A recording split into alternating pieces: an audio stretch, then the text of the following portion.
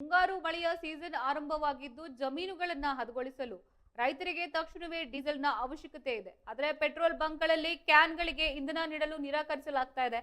ಇದರಿಂದ ಬಂಕ್ಗಳಲ್ಲಿ ರೈತರಿಗೆ ಕ್ಯಾನ್ಗಳ ಮೂಲಕ ಕನಿಷ್ಠ 30 ಲೀಟರ್ ಆದರೂ ಕೂಡ ಡೀಸೆಲ್ ವಿತರಿಸಲು ತಕ್ಷಣವೇ ಆದೇಶಿಸಬೇಕು ಎಂದು ಕೊಪ್ಪಳ ಜಿಲ್ಲಾ ರೈತ ಸಂಘದ ಅಧ್ಯಕ್ಷರಾದ ಗಣೇಶ್ ರೆಡ್ಡಿ ಅವರು ಕೊಪ್ಪಳ ಜಿಲ್ಲಾಧಿಕಾರಿಗಳಿಗೆ ಹಾಗೂ ಪೆಟ್ರೋಲಿಯಂ ಸಚಿವಾಲಯಕ್ಕೆ ಕಳಕಳಿಯ ಮನವಿಯನ್ನ ಮಾಡಿದ್ದಾರೆ.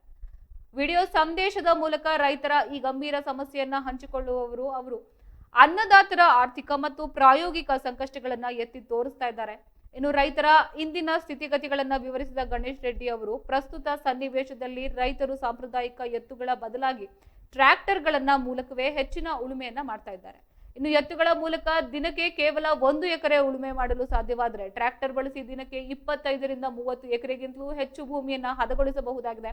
ಹೀಗಾಗಿ ರೈತರು ಆಧುನಿಕ ಯುಗದಲ್ಲಿ ತಂತ್ರಜ್ಞಾನಕ್ಕೆ ಹೆಚ್ಚು ಹೊಂದಿಕೊಂಡಿದ್ದು ರೈತರಿಗೆ ಸಕಾಲದಲ್ಲಿ ಇಂಧನ ಸಿಗುವುದು ಅನಿವಾರ್ಯವಾಗಿದೆ ಎಂದು ಹೇಳಿದರು. ಇನ್ನು ರೈತರು ಹೊಲಗಳು ಪೆಟ್ರೋಲ್ ಬಂಕ್ಗಳಿಂದ ಸುಮಾರು 15 ರಿಂದ 20 ಕಿಲೋಮೀಟರ್ ದೂರದಲ್ಲಿರುತ್ತೆ. ಟ್ರ್ಯಾಕ್ಟರ್ಗಳನ್ನೇ ನೇರವಾಗಿ ಬಂಕ್ಗೆ ತಂದು ಡೀಸೆಲ್ ಹಾಕಿಸ್ಕೊಂಡು ಹೋಗಲು ಬರೋಬ್ಬರಿ 40 ಕಿಲೋಮೀಟರ್ ಚಲಿಸಬೇಕಾಗುತ್ತೆ.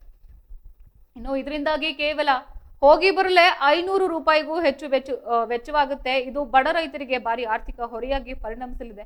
ಅಲ್ಲದೆ ಇಂಧನ ಉಳಿತಾಯ ಮಾಡುವ ಉದ್ದೇಶದಿಂದ ರೈತರು ಬೈಕ್ಗಳ ಮೂಲಕ ಬಂಕ್ಗಳಿಗೆ ಬಂದು ಕ್ಯಾನ್ಗಳಲ್ಲಿ ಡೀಸೆಲ್ ಕೊಂಡೊಯ್ಯಲು ಬಯಸ್ತಾರೆ. ಆದರೆ ಬಂಕ್ಗಳಲ್ಲಿ ಕ್ಯಾನ್ಗಳಿಗೆ ಡೀಸೆಲ್ ನೀಡಲು ನಿರಾಕರಿಸೋದ್ರಿಂದ ರೈತರು ನಿತ್ಯ ಖಾಲಿ ಕ್ಯಾನ್ಗಳೊಂದಿಗೆ ವಾಪಸ್ ಹೋಗುವಂತಾಗಿದೆ ಎಂದು ಬೇಸರವನ್ನ ವ್ಯಕ್ತಪಡಿಸಿದರು.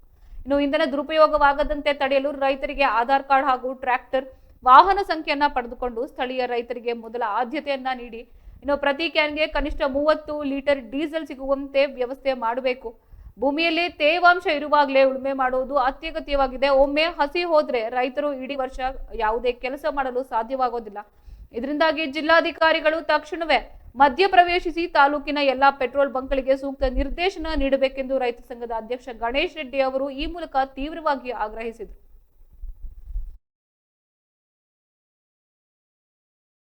ಸಂಘ ಹಸಿರು ಸೇನೆಯ ಈಗ ಆಲ್ರೆಡಿ ಪೆಟ್ರೋಲಿಯಂ ಸಚಿವಾಲಯ ಮತ್ತು ನಮ್ಮ ಜಿಲ್ಲಾಧಿಕಾರಿಗಳು ಒಂದು ಜರೂರು ಪತ್ರವನ್ನು ಎಲ್ಲ ಪೆಟ್ರೋಲ್ ಬಂಕ್ ಕೊಪ್ಪಳ ಜಿಲ್ಲೆಯ ಅಥವಾ ಕರ್ನಾಟಕದಾದ್ಯಂತ ಎಲ್ಲ ಪೆಟ್ರೋಲ್ ಬಂಕ್ಗಳಿಗೆ ಅದನ್ನು ರವಾನೆ ಮಾಡಿದ್ದಾರೆ.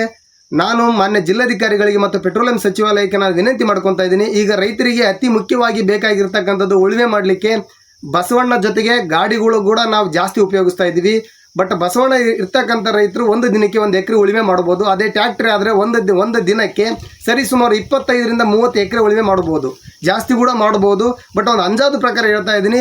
ಮಾನ್ಯ ಜಿಲ್ಲಾಧಿಕಾರಿಗಳಿಗೆ ನಾನು ವಿನಂತಿ ಮಾಡ್ಕೊತೀನಿ, ನೀವೇನು ಮಾಡ್ತೀರೋ ಏನು ಬಿಡ್ತೀರೋ ಗೊತ್ತಿಲ್ಲ. ನಮ್ಮ ರೈತರು ಏನಾದರೂ ಕ್ಯಾನ್ ತೊಗೊಂಡು ಪೆಟ್ರೋಲ್ ಬಂಕಿಗೆ ಬಂದಾಗ ನೀವು ಜರೂರು ಹೇಳಿ ಒಂದು ಆದೇಶ ಮಾಡಿ, ಖಾಲಿ ಕ್ಯಾನ್ ಯಾವುದೇ ಕಾರಣಕ್ಕೂ ಒಳ್ಳೆ ನಮ್ಮ ರೈತರಿಗೆ ಕಳಿಸೋದು ಬೇಡ. ಸರಿಸುಮಾರು ಒಂದು 30 ಲೀಟರ್ ಆದರೂ ಒಂದು ಕ್ಯಾನಿಗೆ ನೀವು ಹಾಕ್ತಕ್ಕಂಥ ಕೆಲಸ ಮಾಡಬೇಕಾಗಿದೆ.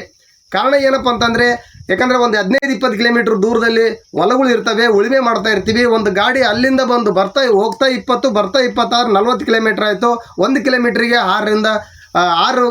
1 ಲೀಟರ್ ಡೀಸೆಲ್ 6 ಕಿಲೋಮೀಟ್ರಿಗೆ ಹೋಗುತ್ತೆ.